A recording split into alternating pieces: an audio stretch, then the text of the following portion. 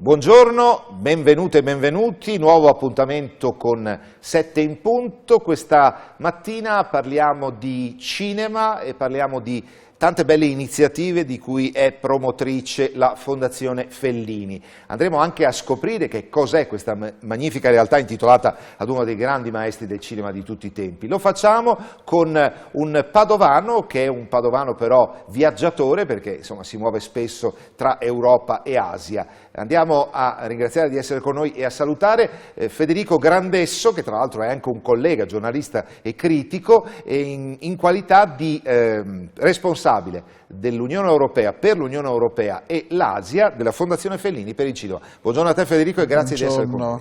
È un piacere. Un piacere averti qui perché hai tante cose di cui parlare. Vicino a Federico ci sono 2 libri di cui andremo ad analizzare i contenuti tra poco, però ci puoi brevemente raccontare che cos'è la Fondazione Fellini, quando è nata e come mai le vostre strade si sono incrociate?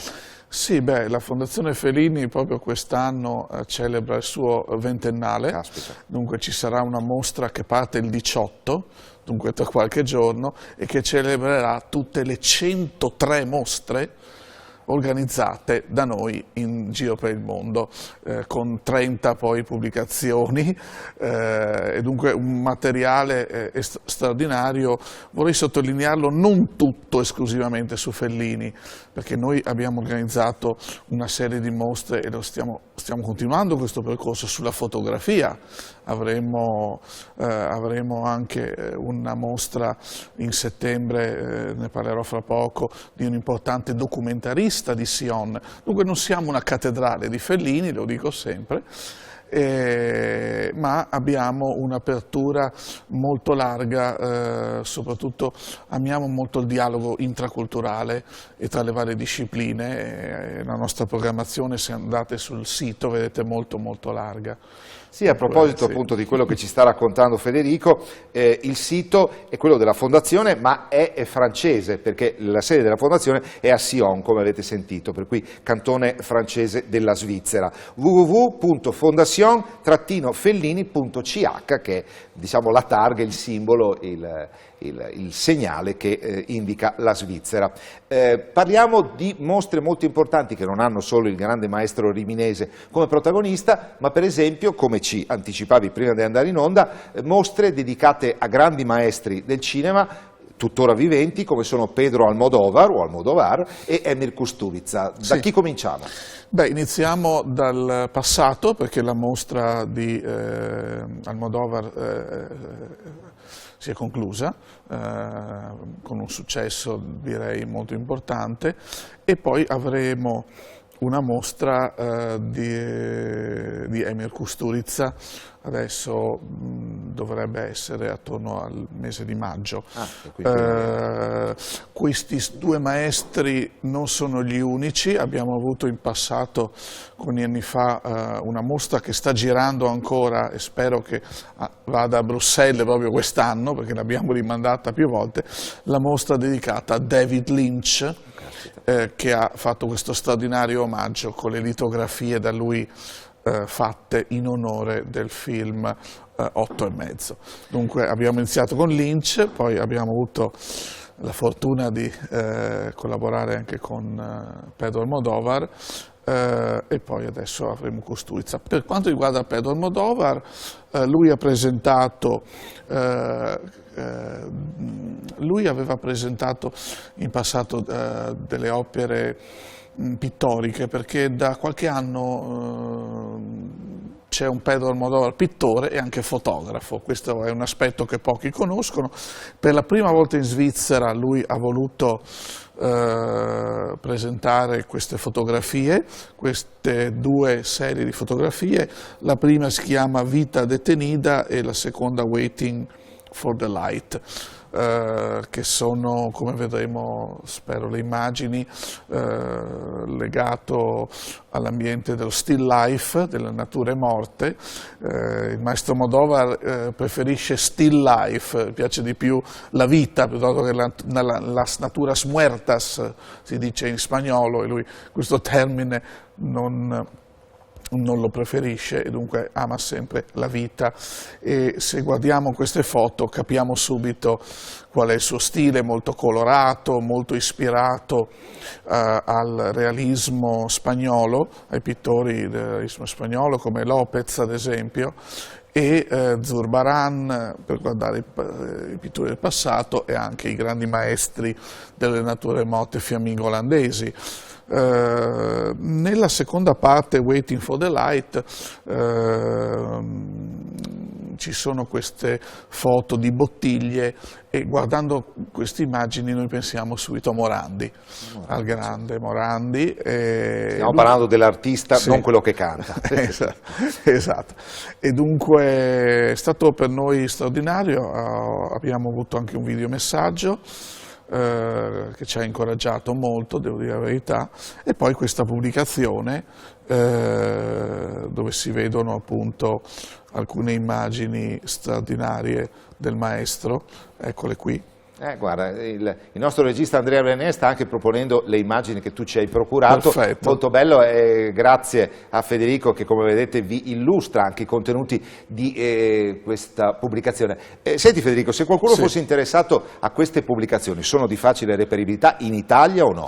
Allora sì, può fare una richiesta alla Fondazione Fellini e noi penso che non ci sia problema a mandare anche in Italia via posta i cataloghi, i nostri libri, ne abbiamo un bel po', insomma, questa parte della produzione di Almodóvar è molto interessante perché lui amava fotografare in una specifica parte della giornata, tra l'1 e le 4 più o meno, quando c'era quella luce che lui amava, e giocava molto anche con gli sfondi, come vediamo qui, questi sfondi molto colorati, molto angolati, molto geometrici.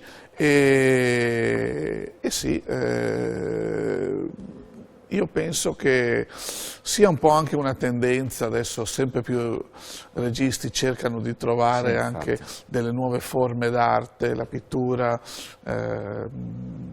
Quando ho intervistato il regista del documentario di Lynch mi diceva che ad esempio Lynch, noi non lo sappiamo, ma lui dipinge tutto il giorno, dalla mattina alla sera. Dunque ci sono questi maestri del cinema che adesso stanno esplorando nuove forme di comunicazione artistica. Questo insomma è un privilegio aver avuto la possibilità di... Sì, ricordiamo... Sì. Tu hai citato due grandissimi nomi, ma magari Almodóvar o Almodóvar è un po' più conosciuto, magari Lynch non diciamo che sia di nicchia, si è aperto al grande pubblico con il famoso Twin Peaks, però David Lynch non è solo Twin Peaks, diciamo già in quell'opera si trovano tante caratteristiche del maestro. Invece Almodóvar ci soffermeremo un po' di più perché Almodóvar è una persona che ha sempre dichiarato il suo grande amore per l'Italia e poi immaginiamo che Fellini sia uno dei suoi referenti principali, insomma. Esatto. Lo si può anche vedere nelle sue opere, insomma, tanti aspetti si colgono di questo infinito amore che ha Almodóvar. Insomma, tra l'altro è ospite fisso alla Mostra del Cinema di Venezia. Lui credo che quasi tutte le sue opere, se non le ha presentate a Venezia, poco ci è mancato. Insomma.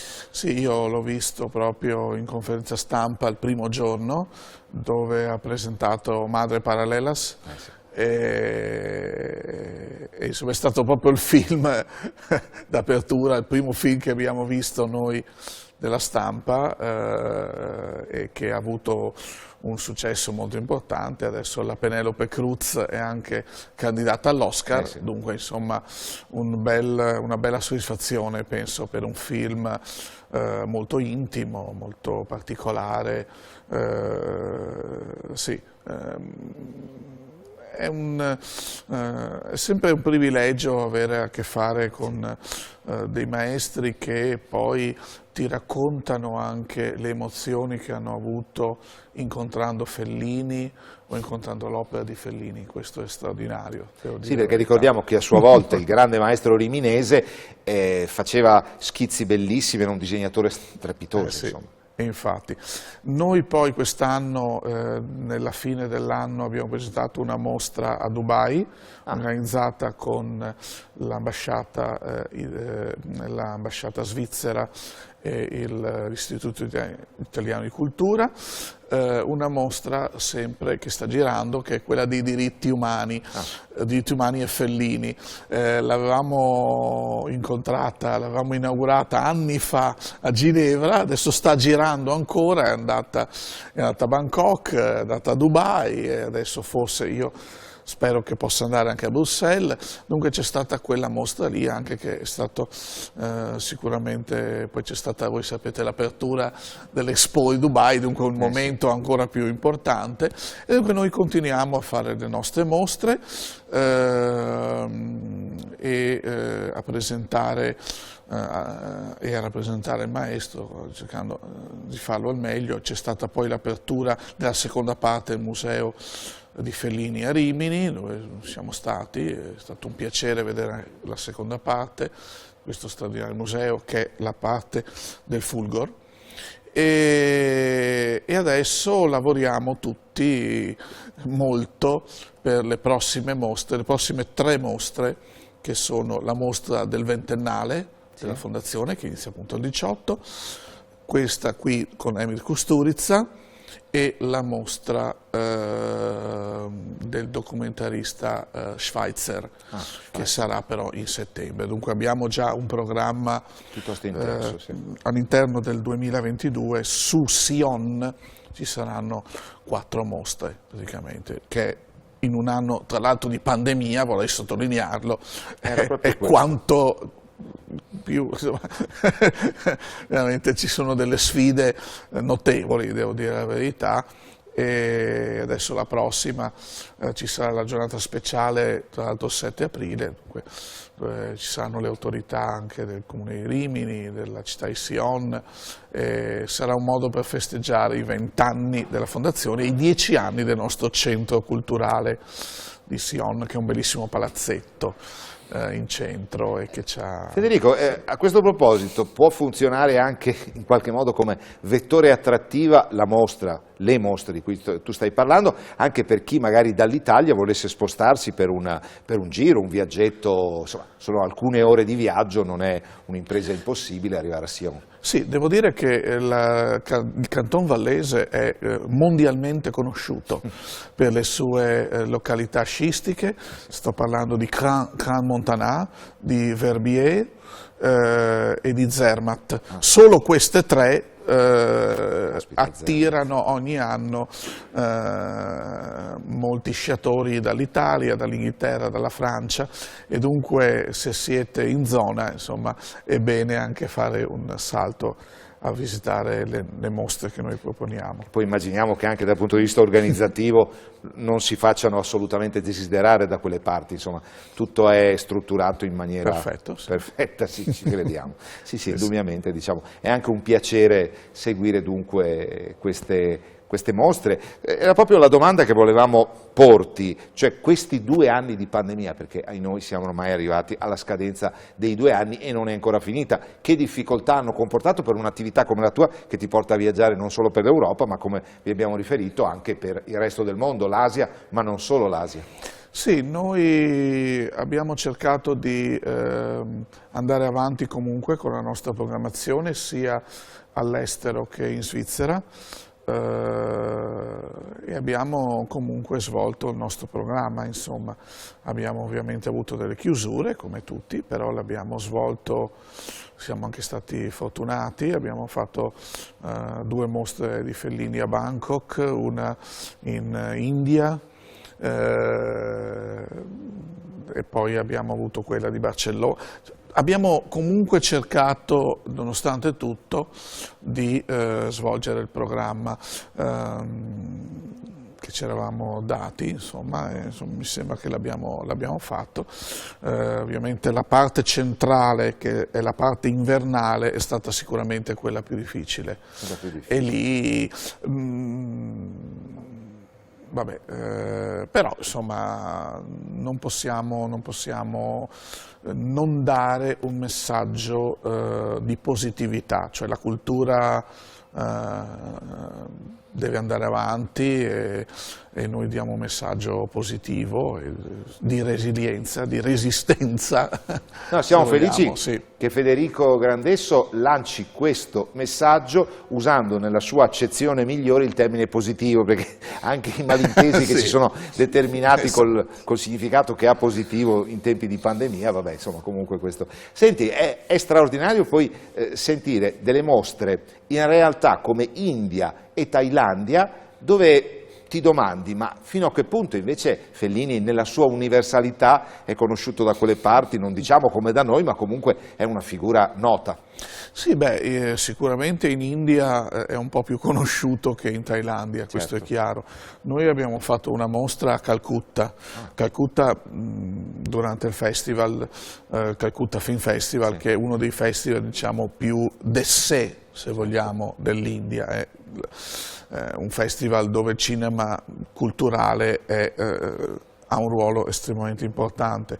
C'è poi questo bel link tra Satyajit Ray e il regista indiano e Fellini, dunque insomma, però devo dire che in India Fellini è abbastanza conosciuto, insomma non ci possiamo lamentare. Abbiamo fatto una mostra e poi con l'Oxford Literary Festival abbiamo fatto una presentazione proprio su Fellini, molto interessante, molto seguita, devo dire la verità, molta curiosità anche dal punto di vista del pubblico indiano, ma non meno anche a Bangkok, devo dire la verità, dove siamo stati al Italian Film Festival di Bangkok con 2 mostre, la Lynch, dunque la mostra Fellini-Lynch e la mostra sui diritti umani, dunque 2, è stato veramente importante perché insomma sulla seconda abbiamo lavorato anche con l'Ufficio delle Nazioni Unite a Bangkok, dunque insomma diciamo che l'Asia ci ha dato tante soddisfazioni, dopo Singapore, Giacarta, abbiamo avuto un bel rapporto nel sud-est asiatico con un pubblico anche curioso, ripeto, e interessato. Ma crediamo che sia anche una valorizzazione della tua professione, anche della tua esperienza di lavoro particolarmente importante, trovarti a che fare con questo genere di realtà. Tu comunque, lo ricordiamo, sei un tipo, non diciamo con la valigia in mano, ma una persona che da qualche anno, per non dire da più anni, è abituato insomma, a spostamenti. Tu hai lavori per l'Unione Europea, per cui Bruxelles, non diciamo che è la tua seconda casa, ma è stata comunque una città che hai conosciuto molto bene. Sì, sicuramente. Io ho abitato a Bruxelles per 15 anni e ho lavorato anche per la Regione Veneto e dunque a un certo momento ho scoperto l'Asia e ho detto perché no, e infatti abbiamo avuto delle belle soddisfazioni in Asia e l'Asia rappresenta il secondo continente dove la Fondazione Fellini ha fatto più mostre ed eventi, perché abbiamo fatto le mostre, ma non abbiamo fatto solo le mostre, ad esempio a Singapore abbiamo organizzato un PhD, corso PhD dedicato a Fellini, poi abbiamo fatto una masterclass a Giacarta l'anno successivo della mostra, dove abbiamo presentato le sceneggiature di Fellini. Dunque abbiamo fatto un bel po' di eventi in Asia, poi adesso anche su Dubai. Dunque l'Asia è veramente diventato il continente dove pian piano siamo riusciti a, e spero anche in futuro, presenteremo Fellini ancora. Adesso il centenario è finito, ma ci ha dato un po' in là. Senti, e mercati massicci, imponenti, importanti come i 2 giganti dell'Asia, cioè Giappone e Cina, che prospettive secondo te possono offrire anche alla diffusione di questo, chiamiamolo messaggio, ma anche di queste conoscenze? Insomma? Sicuramente sia Giulietta Masina che Federico Fellini erano molto conosciuti in Giappone. E durante il centenario sono stati fatti degli eventi che hanno toccato anche Fellini, questo era chiaro. Caspita, però sì, è uno di quei paesi dove bisogna lavorare molto a livello istituzionale, di relazioni. Non è facile, certo. Sì, devo dire la verità. Poi in Cina sicuramente Fellini è meno conosciuto, ma comunque a livello di pubblico cinematografico, a livello di registi, è ritenuto comunque un maestro molto molto importante. Devo dire la verità, questo centenario felliniano da una parte è stato colpito dal Covid, dunque certo, probabilmente qualcosa in più si poteva fare, però è stato spalmato anche in 2 anni. E dunque questo ha dato una forza propulsiva comunque molto importante e insomma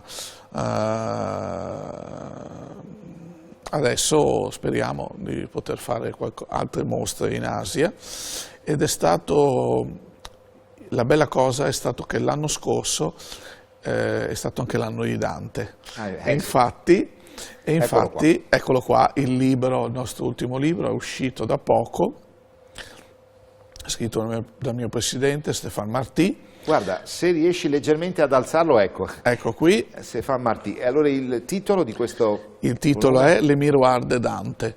Qui lo specchio. Lo specchio di Dante.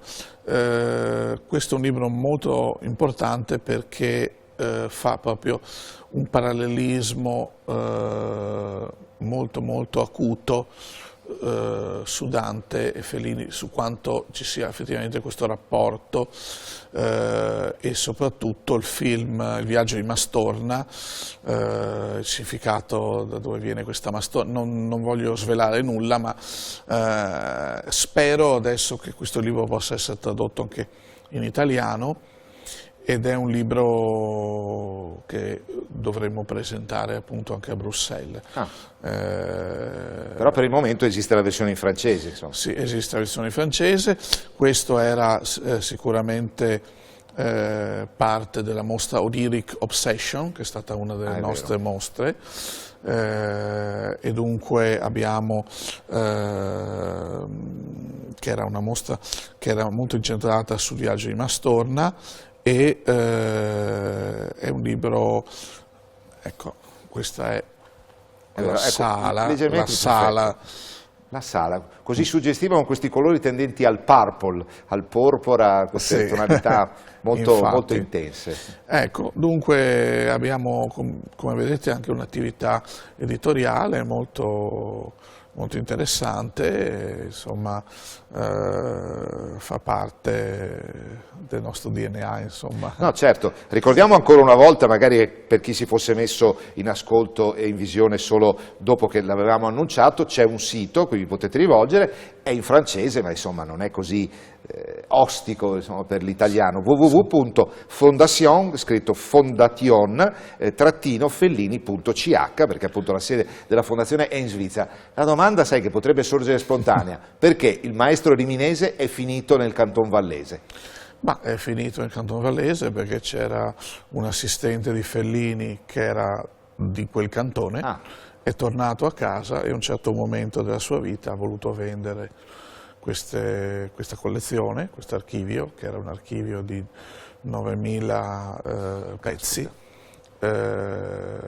e così è nata, noi l'abbiamo acquisito e così è nata la fondazione che festeggia, ripeto, i 20 anni, quest'anno è un anno molto importante per noi, dunque sì, ovviamente noi poi abbiamo pezzi anche di altri registi, non solo Fellini, perché all'interno di questa collezione c'erano altri materiali, altre foto, altri poster, altri disegni e via dicendo, dunque insomma,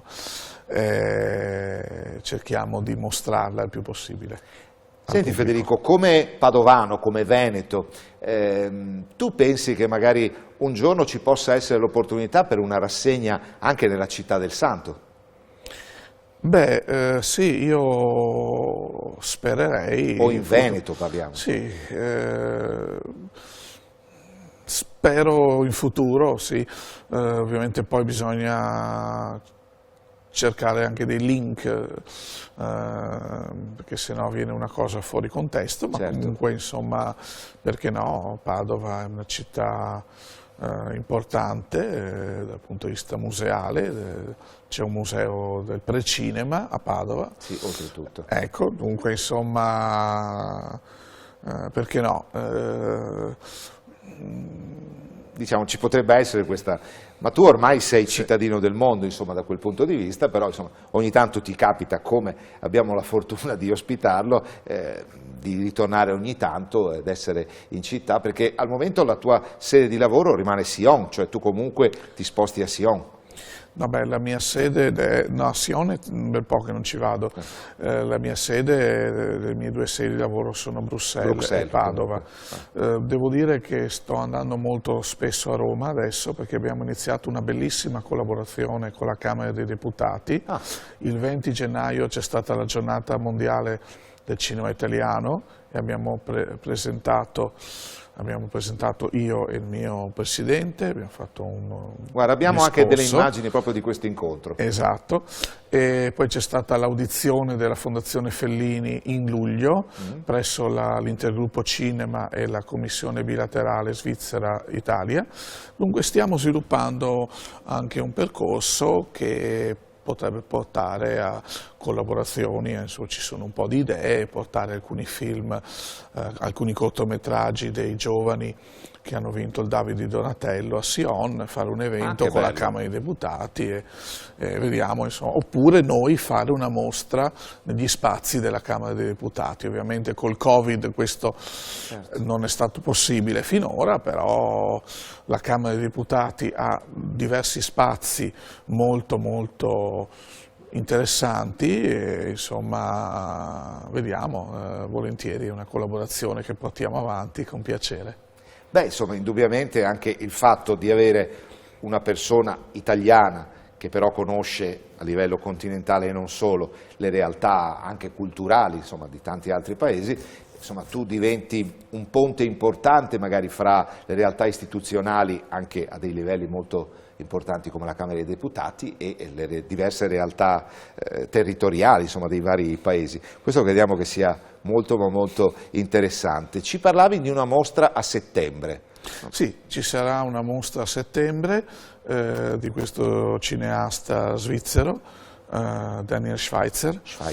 Lui è un documentarista che tratta temi sociali, ha viaggiato molto in America Latina, in Amazzonia, ha parlato appunto dei problemi legati alla deforestazione, al commercio dell'oro, insomma temi sociali molto importanti, dunque ci fa piacere, è la prima volta che ospitiamo un documentarista e ci fa piacere ospitare una persona che ha lavorato molto per dare voce a popolazioni che non hanno in questo momento